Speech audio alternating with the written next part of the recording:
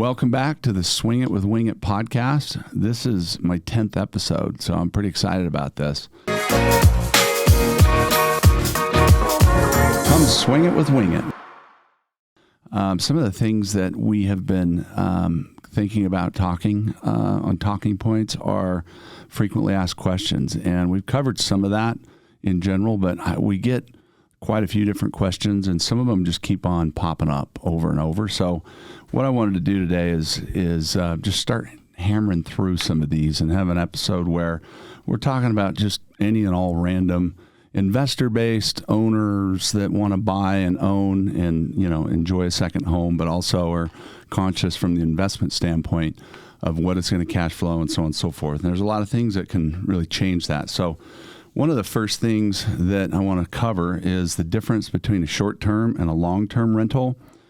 And, ultimately the rates, the fees, ownership expectations, and returns on investment. Okay, so in 2007 and 2008, when we started Utah's Best Vacation Rentals, my wife and I had 45 homes that we owned and multiple lots. But of those 45 homes in Salt Lake County alone, which is where they all resided from east, north, west, south, we started with 4 homes, plus my motor home, by the way, which is another story. But they were 4 homes that were vacant, and one's in Salt Lake County, one's in Taylorsville, one's as far west as Riverton, and the other one was in like Bluffdale. So before that, we were renting them long-term it's all that I had known. And so when these renters in the market tanked, renters moved out, the homes were not in great condition.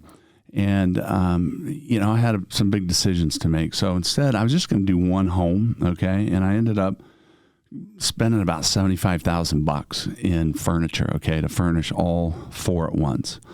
And that was kind of a lot right then and there because the cash flow was tight, wasn't a lot of income from mortgage real estate, and the investments were getting hammered pretty hard. Not really a lot of equity. It was hard to sell anything. And so taking $75,000 of liquid cash was really tight. My wife gave me a hard time about it, but ultimately we furnished these 4 homes, and we didn't know anything about the business. I just said, I'm going to start a vacation rental company. Well, the main player back then, and still is VRBO, and that's where we listed our first 4 homes. Okay, so the first home was a Sugar House property that had actually a duplex to it. It's about 4,500 feet on the main floor of the first home, and the duplex was about 2,000 feet. We rented them together or separate, and I was getting about $3,000 a month between the 2 units on a long-term rent. And granted, it costs, I didn't do the furniture and design like I would do now. I was just kind of patching it together. It was all new furniture, but I learned a lot of lessons. I wasn't buying sofa sleepers, and I wasn't, in all cases, putting the best furniture in for the long haul, and learn what furniture worked best in certain home configurations. So once I got it furnished, and that home was about $25,000 if I remember, and this was quite a while ago, and furniture's gone up quite a bit, but we'll talk about that in a minute. But I started renting it in, I think, January, February of 2008. And immediately, even though the home wasn't in great condition, and I was worried about it, and I'd put gift baskets out, and we'd meet people at the house back then, just to try and soften the blow and let them know, hey, if you have any problems, let us know, we're here. But the furnace was a little older. There was paint touch-ups that needed to be done, lots of different little miscellaneous things that we didn't really have the money at the time or wanted to invest into that, plus furniture and everything else. So wanted to kind of dip the toe in the business and see how it went. Well, it was like amazing how quick the inquiries started to come in. It was just VRBO that we were marketing on. And the outdoor retailer was in Utah, Salt Lake at that point. Since moved to Colorado, might be coming back, which would be huge. And, just an enormous amount of interest in people inquiring about these houses. Okay, well, I launched them all at the same time, all right? There was a condo in Taylorsville, and it wouldn't normally have gotten about $1,000 a month in long-term rent. So let's just take those 2 properties, which, could be considered the 3. $3,000 on the Sugar House property a month long term. I started to rent it on average. And mind you, it can be seasonal, right? So winter in Salt Lake is huge for skiing and huge for, there's some corporate and conventions and some different things that a lot of people are coming in town for. And so my whole calendar started to fill up. And I was grateful I did multiple properties, because once that calendar filled up, at the time, I didn't show bookings had been taken on my calendar, and the whole strategy there was to get people to call and email, which everything's kind of changed since. You can't really do that anymore. But they would call and this would be booked, and so I would tell them about my other property. And since I was listing, I think 3, 4, 5, and 6 in all of Salt Lake County, back when Airbnb didn't even exist, it was really a great thing, because I started to get all this interest, and my homes would fill up. And instead of making $3,000 a month, on average, I think we were doing about 6 to 9, give or take. Okay, and some months it might be 10 to 12, but then when spring hit or fall hit, which are shoulder seasons in Salt Lake, you still have bookings and interest and occupancy, but the demand is quite a bit less, and so those are the months where you might only do 3,000, right? 3 to 4,000. And then the peak months, summer and winter, summer was actually just as busy as the winter, but winter we could get a little bit more of a rate, and people would stay a little bit longer because they were coming in from, primarily out of the country, out of the state, East Coast, West Coast, and had quite a bit of money to spend to go and ski and do their things, team building. So, make a long story short, long-term rentals were great, with the exception of my renters when the economy hit. And in general, I would say there's good renters and there's bad renters, and maybe there's a lot in between. But they weren't taking care of the home. They stopped paying rent. I had to evict them. There's a long process for 30-plus day rentals versus short-term. You can get rid of them a lot quicker. It's basically like a hotel. You can evict them that day, okay? And the homes weren't being kept up like they are now with short-term rentals. And that was the thing. Not only that was I making more money on the rent, and typically it was 2 to 3 times, okay? But I was able to take, a third of that income and put it back into my house. And so all of a sudden the paint touch-ups are getting done. I'm replacing this piece of carpet or cleaning this entire carpet, doing all the windows and replacing blinds and doing paint touch-ups and upgrades and replacing AC units and furnaces and just doing things that normally you would push off on a long-term rent. But when people are paying a lot per night, the last thing you want to do is have problems. And online reviews now are pretty much everything. Before, they were important, but we did a lot of other things to try and mitigate that. And the market's totally changed as far as the online vacation rental business. So my condo did about 2,000 to 3,000, okay? And it did as much as 4,000, but on average, I'd say about 2,500 for the condo versus $1,000 in monthly rents. But that ended up getting shut down because it's in the CCNRs in the condo complex.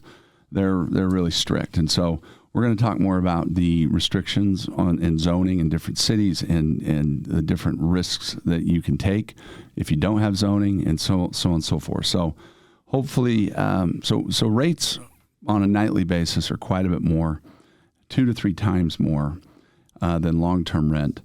And, the challenge is, with fees, for example, you got the nightly rate, and it's different than a hotel where we're charging housekeeping on top of the nightly rate. And usually housekeeping includes maybe $10, $15 for an inspection fee with a third party that we have come in and inspect our cleaners for a second eye before our check-ins.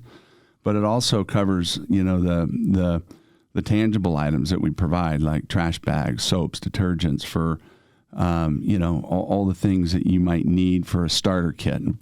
And so we look at how many days the guests come in, we'll go ahead and stock the right amounts of toilet paper. And, sometimes people run out, but ultimately we put enough in there for the group size and for the stay and so on and so forth. So So that's kind of helpful. And when you're dealing with, and I think this is a good segue for the next question.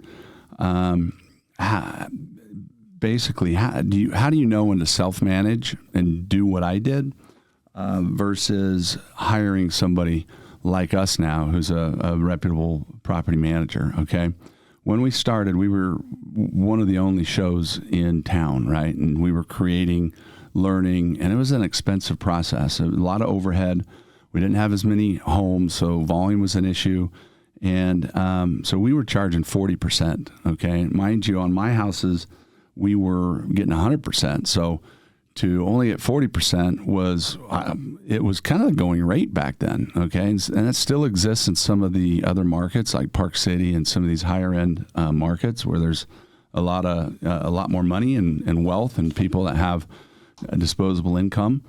But right now, the average is probably about 30% to get a full service, company that's going to manage all the reviews, do all the accounting, make sure you're paid, ACH'd every month, do owner statements, basically have all the in-house maintenance and housekeeping and any improvement you want to make to the house, any preventative maintenance items like carpet cleaning, window cleaning, rain gutter cleanouts, landscaping, you name it, snow removal. We basically have all of that covered for all of our owners, and we have over 100 homes in Salt Lake, St. George, and Moab, and Park City as well.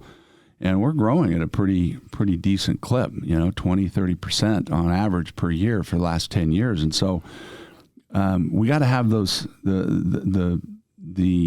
the volume and the mass of multiple owners and multiple homes so we can hire good people and pay them a fair rate so we don't have a ton of turnover. And that's the idea. Now, COVID and things like that have been challenging, but oftentimes when I do rental projections for owners, okay, back to the self-managed versus hiring it out, a really good property manager will not only bring all that value to the table, just like a property manager would if it was a long-term rental. And long-term rentals are anywhere from 8 to normally about 10% per month for the leasing, vetting, the application process, and then finding the tenant. And it can be 6 months to a year or longer. And that's what the long-term property management fees typically are, is 10%. So people are like, oh, 30%. Well, when you look at how much more income that is generated and how much more hands-on management that goes into the nightly rental and the condition the home's got to be in and the fact that it's basically a hotel, but it's not a convenient one because these houses are all over the place and you can't have a reception area in each of these houses. And so that's the challenge is, and then you got processing fees and, marketing and sales force, like all this technology that we've had to incorporate and build to sustain this growth. So much cost goes into building a company that is a management company that's going to do a good job. And so what you're finding now is, let's say John Doe ends up, turning his home into an Airbnb. You see it happen all the time right now. And they get confident. They have some success, various reasons that might be contributing to that success that might not apply to somebody else's house that they want to manage. But they're new to the business. They don't have a website. They really don't have a lot of experience. They have the will and the desire, and they have a little bit of confidence from their own experience. And so what they're doing is they're contacting these owners, or owners and friends are contacting them and say, wow, why don't you do that with my house? And they're like, oh, geez, man, I think I got the infrastructure for maintenance, housekeeping, and I do it for myself. This could be a side piece job that I could grow. And they end up saying, yeah, I'll do it for 15% or 20%.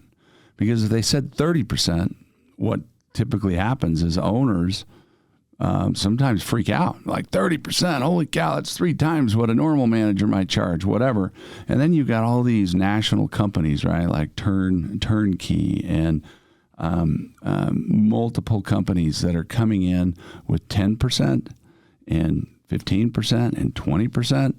And to be honest with you, you get what you pay for. So what that ends up being is a company says they're going to do all these things, and they end up not doing all those things. And so including marketing, sales, conversion, getting them on the phone, getting problem resolution with your guests or with you and any issue you have with your house, certainly accounting, billing, all these different things. And your home doesn't end up staying in as good a condition. So what happens when somebody goes for a 15 or 20% discounted rate, they end up still having a part-time job just to manage this discounted service and also to make sure that their home's taken care of, and they're having to check up on things, they're having to follow up on things, they're having these things just balls drop, and it's frustrating. And they get caught up in, hey, I'm only paying 10% or 20%, and they think that they're getting a deal because it's less than 30%, right?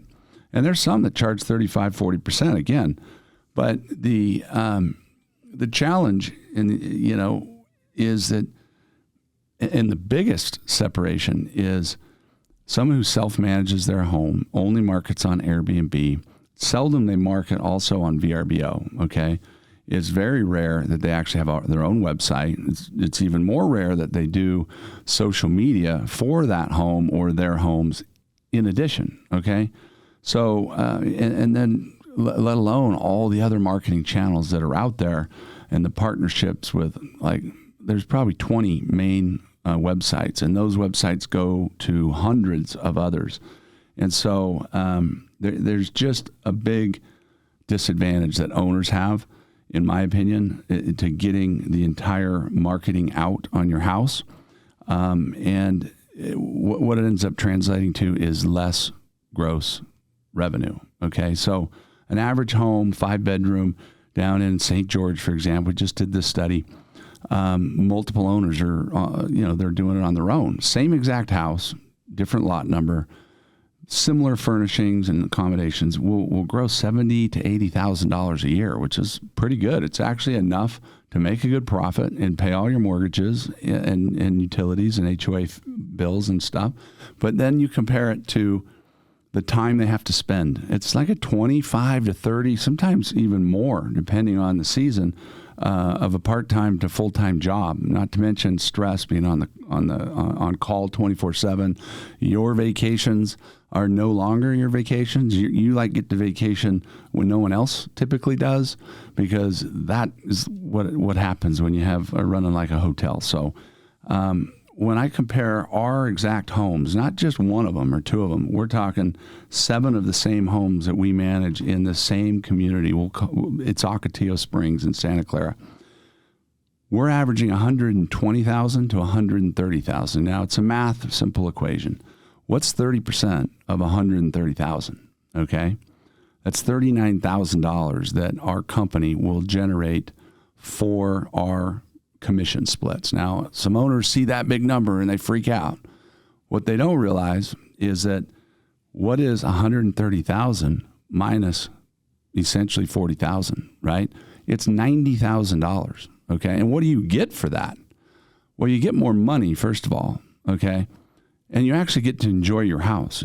Our owners can log into our online owner portal, block out their house. They can also see all their reports. They can see all this amazing technology and the past month's revenue and the upcoming bookings and all these great things, the maintenance reporting and accounting. And so they just hand the statement right to their CPA after we give them the 1099 every year. Well, anyway, they don't have to do any of the work.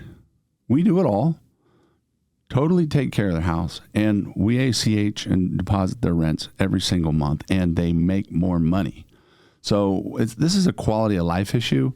Now, I will say, if you're absolutely an OCD and very, very talented person, I haven't met too many of those that can do all these things. It has a team or a family that just wants to work for next to nothing to build and to learn and to figure all this out. It can be done, and you might be the exception, and there's plenty of people doing it. It's just when you get a really good property manager, it's a very good chance that they're making more on that house if it was a duplicate than you would, and you wouldn't have to do hardly any of the work. So it's just a different dynamic. And some people like to be hands-on and do all the work themselves and learn and maybe, teach their kids and grow their own portfolio and turn it into a full-time job. And they just love the guest interaction, and they just love like this type of work.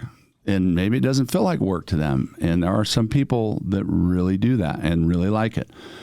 In that case, manage your own property, become obsessed with it, completely engulf yourself in preserving and protecting the guest experience, and, learn along the way. There's a lot of resources out there, and Airbnb and VRBO and others, they basically give you a step-by-step manual on how to do it. Okay. Our biggest competition now isn't like what it used to be. It's now the OTAs, online travel agencies, that we pay and we continue to build up with our own listings, hundreds of homes, and they're above us on the SEO because all of us are putting our homes on their websites so they can essentially rent our homes, charge a fee to the renters, okay, and a fee on an annual basis to the owners, okay?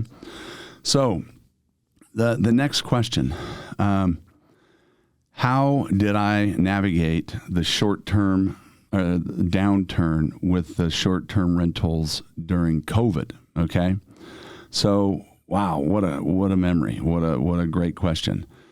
Let's see. It was March, I think 11th or 12th, 2020. I don't know what you were doing then. I'm pretty sure we all remember where we were, who we were with, exactly what happened. I was sitting in my office, and all of a sudden, my phone started to ring off the hook in our office lines. Okay, nonstop, ring, ring, ring, ring, and we're getting the same questions over and over, but with a sense of panic, a sense of real concern.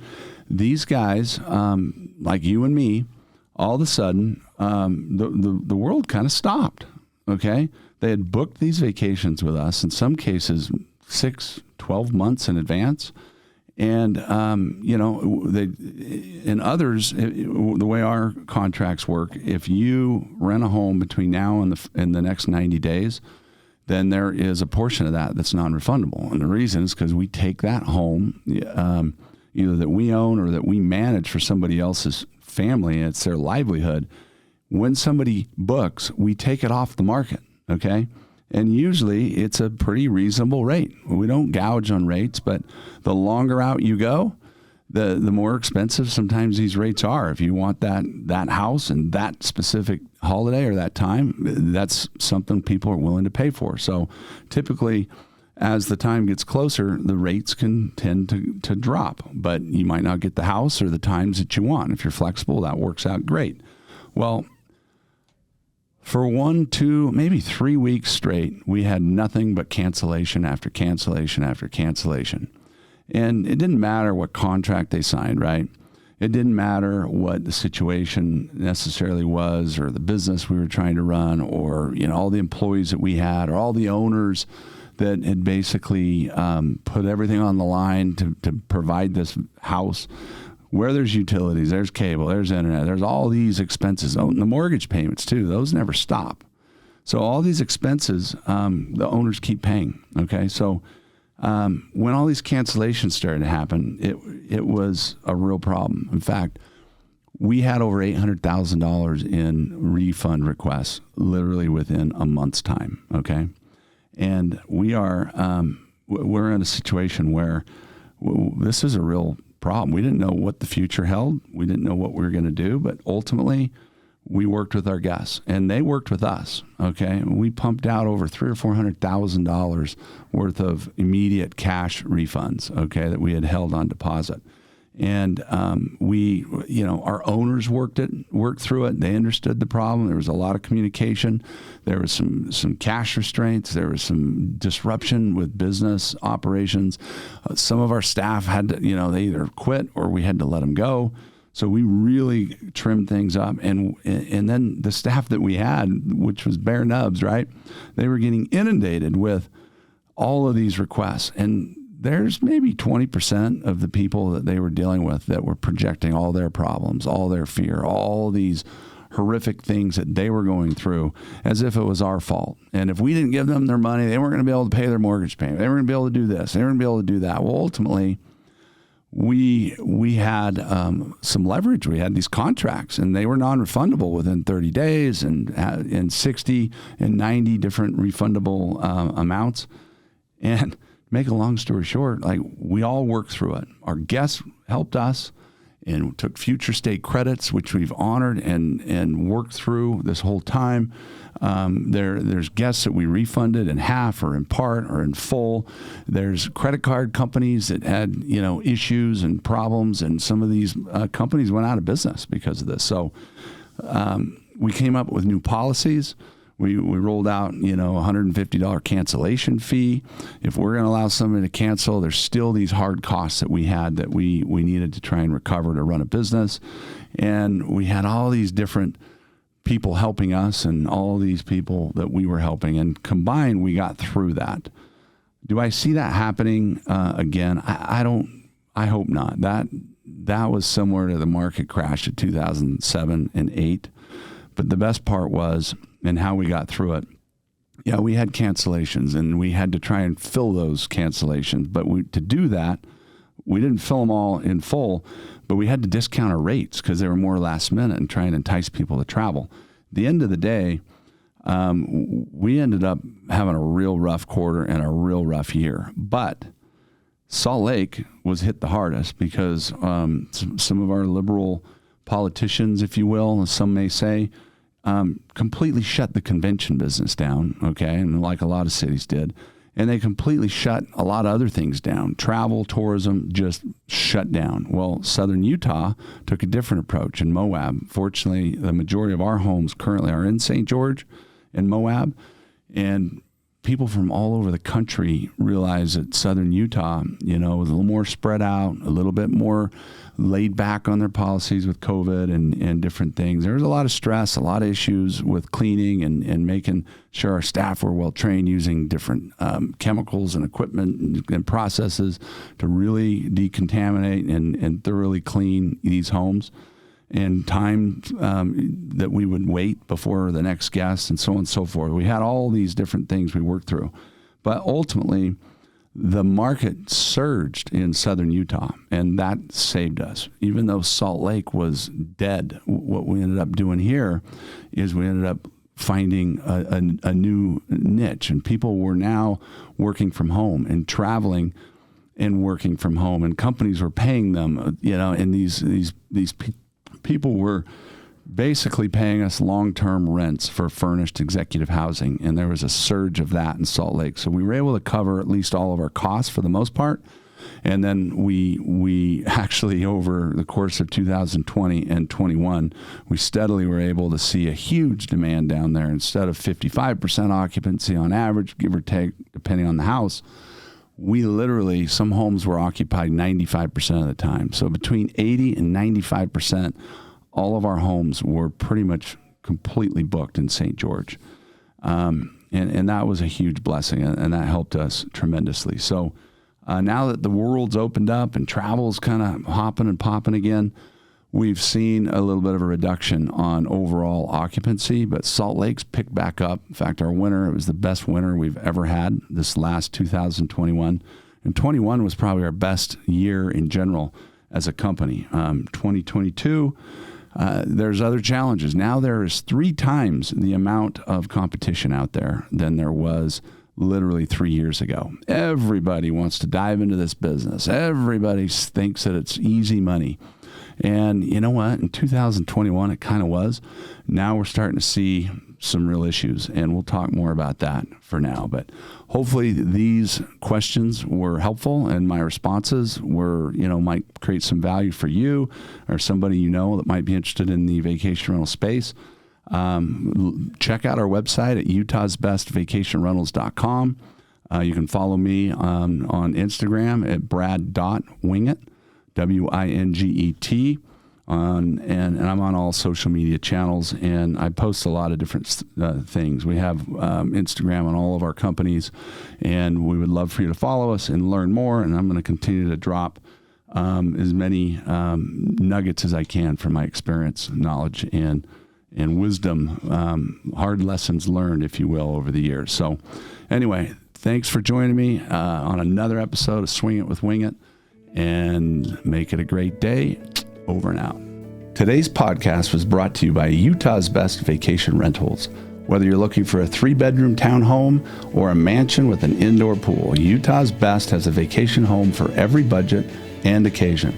To book your next incredible Utah vacation, go to utahsbestvacationrentals.com. Book direct and save.